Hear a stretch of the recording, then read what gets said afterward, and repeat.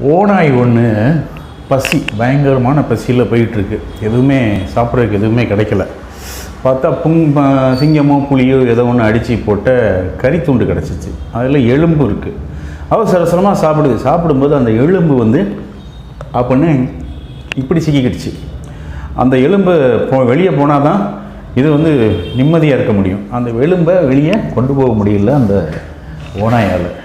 ஒருத்தட்டையும் help கேட்குது, எல்லா விலங்குகள்கிட்டையும் கேட்குது, எல்லா பறவைகள்டையும் கேட்குது. அப்போ நம்ம கொக்குகிட்ட போய் கேட்குது, தயவுசெய்து நண்பா இந்த எலும்பை வந்து ரிலீஸ் பண்ணிவிடு, எனக்கு உதவி பண்ணேன் அப்படின்னு. உடனே கொக்கு வந்து நான் உனக்கு ஹெல்ப் பண்ணுறேன் அப்படின்ட்டு அந்த கொக்கோட வாயை வச்சு அந்த இதை வந்து எடுத்து விட்டுருது. எடுத்து விட்ட பிறகு கொக்கு சொல்லுது, எடுத்து விட்டாச்சு. ஓநாய் வந்து அப்படியே கிளம்பி போயிடுச்சு. என்னப்பா ஒரு நன்றி கூட சொல்ல மாட்டேற?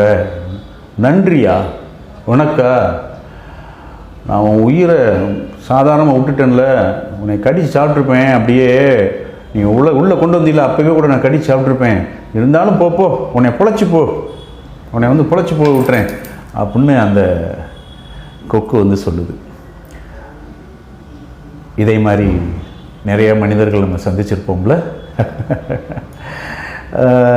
நீங்கள் என்ன சொல்கிறீங்க? இந்த மாதிரி வாழ்க்கையில் நிறைய பேர் நாம் சந்திச்சிருப்போம். திரும்பியும் போய் இந்த உதவியெல்லாம் செய்வோமா? சின்ன கதை தான், வாழ்க்கைக்கு ரொம்ப நல்ல கதை இல்லை. தேங்க்யூ.